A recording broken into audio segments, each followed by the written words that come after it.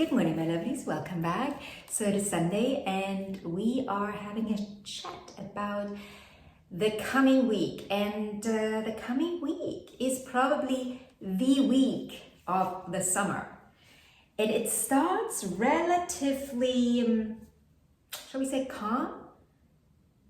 And when I say that, what I mean is that it's that calm before the storm where you know something is brewing, right? It's brewing. You feel it brewing, you sense it, but you can't really see it yet. It's not ready. It doesn't show itself in the physical yet, but you sense it. You sense it inside of you. You sense it in other people.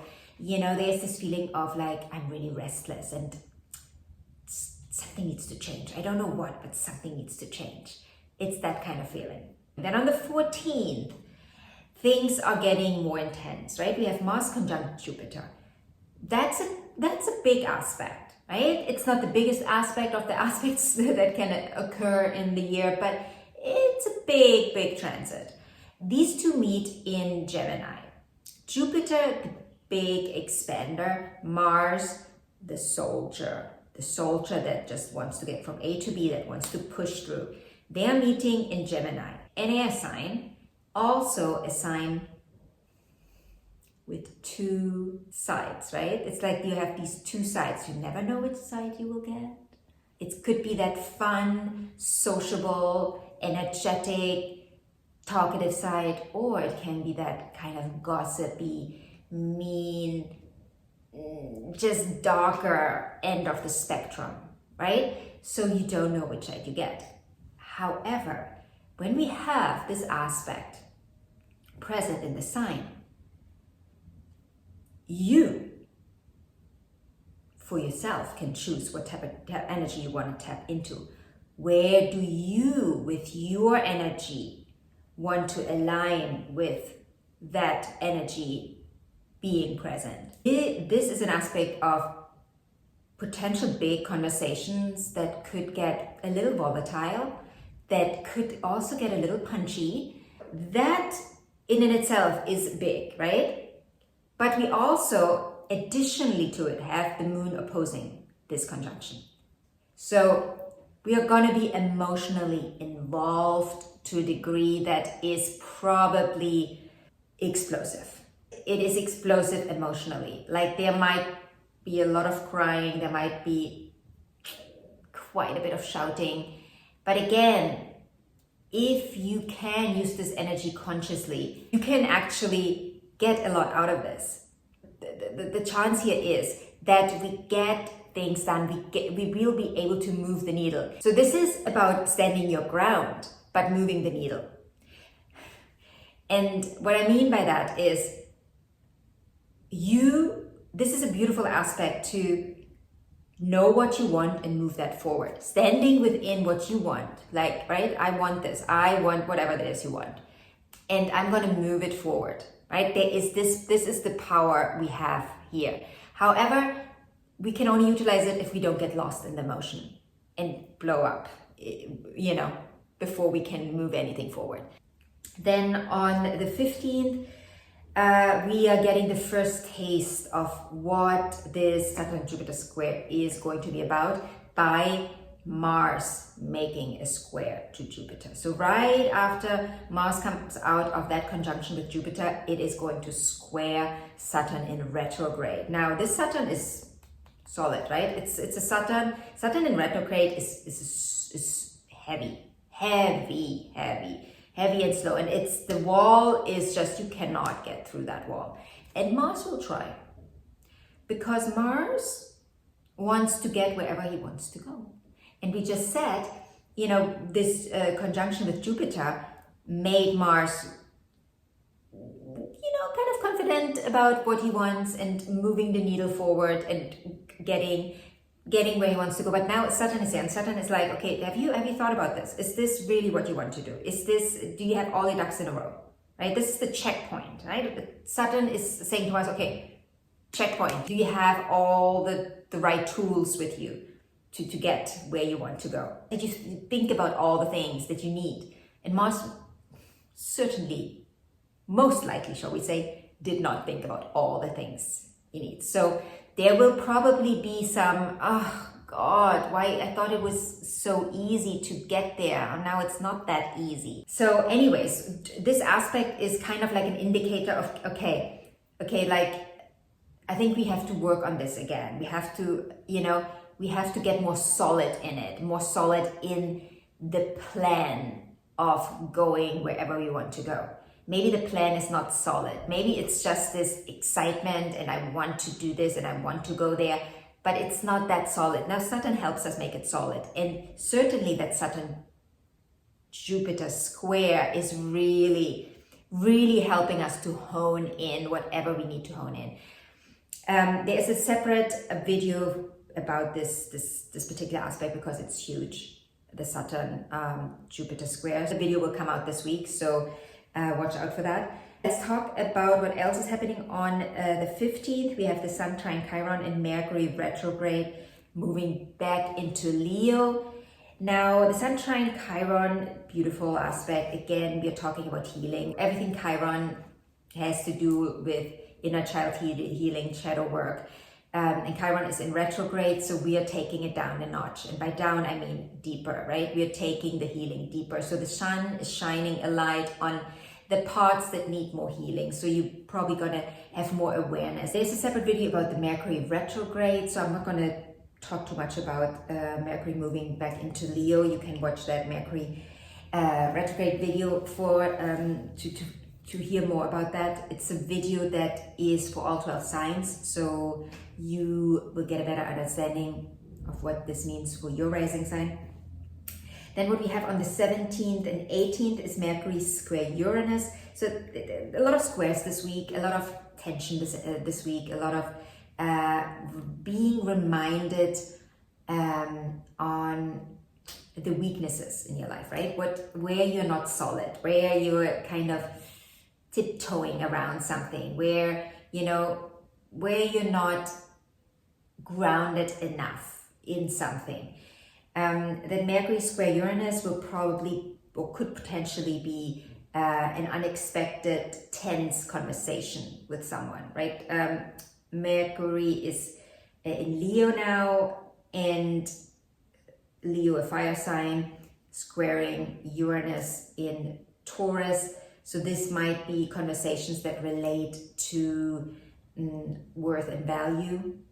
This could also, of course, have to do with money. It could get very fiery because, Mercury is in a fire sign.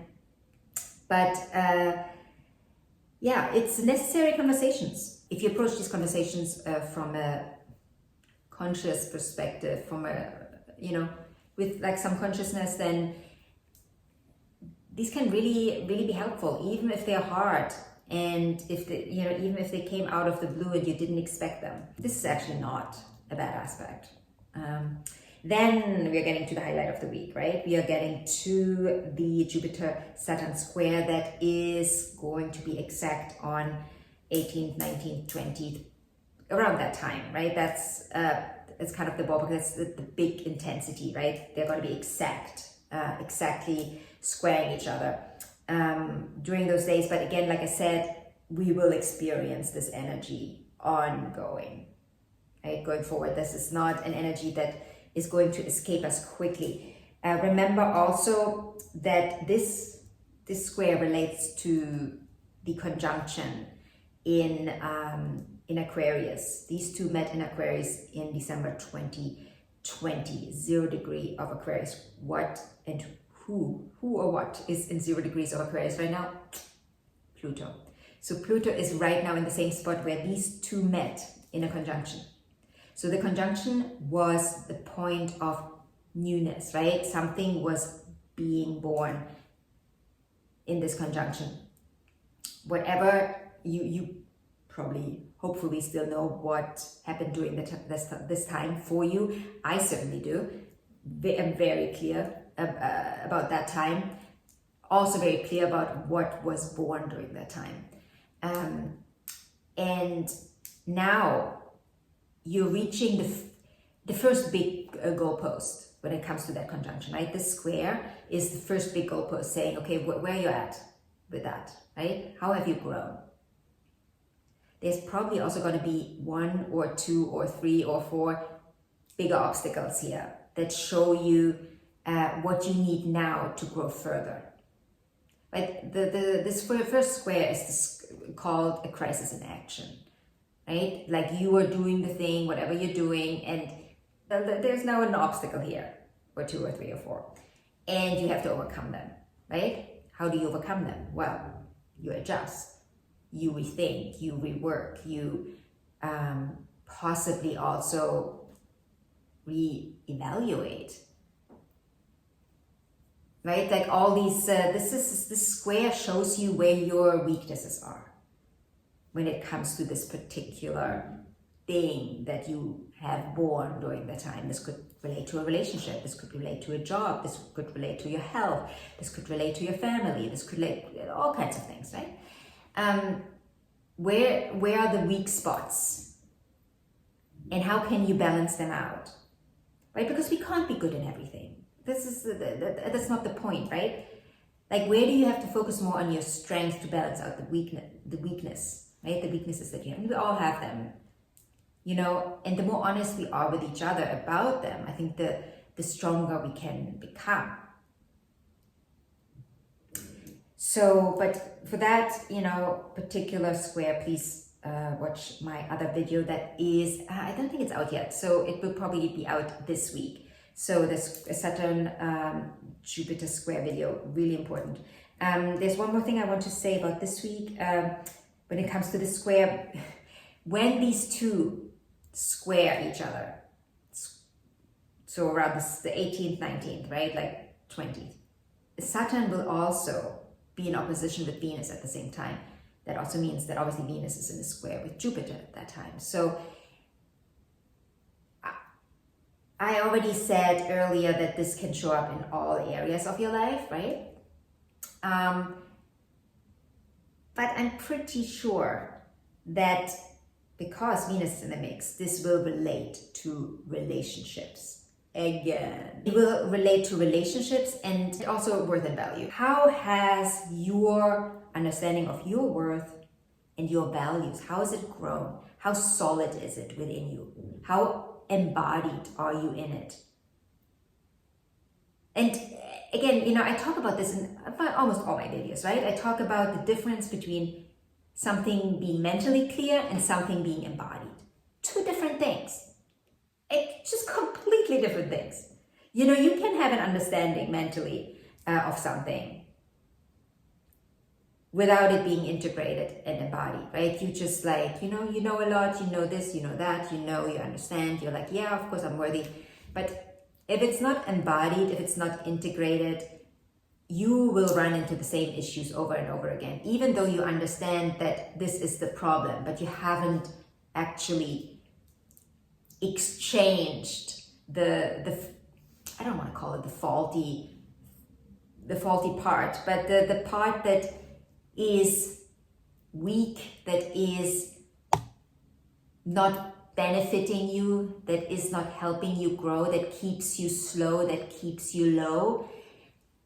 You have to integrate that. You have to exchange it. You'll have to remove that part and put a part in that is stronger, that actually helps you elevate. So we got to go from the mental, because we live in a physical world, right? We live in this world where we manifest physical things. So we can't just keep it mental, right? The mental has to become physical. So it needs to be integrated. So we're going to stop it here. Slow start, but man, this is going to be a week. Probably a week you will remember. So my lovelies, if you have any questions, feel free to ask. Also, of course, if you want your personal reading, you can click on the link in the description box and you can book your video. And with that, I let you go.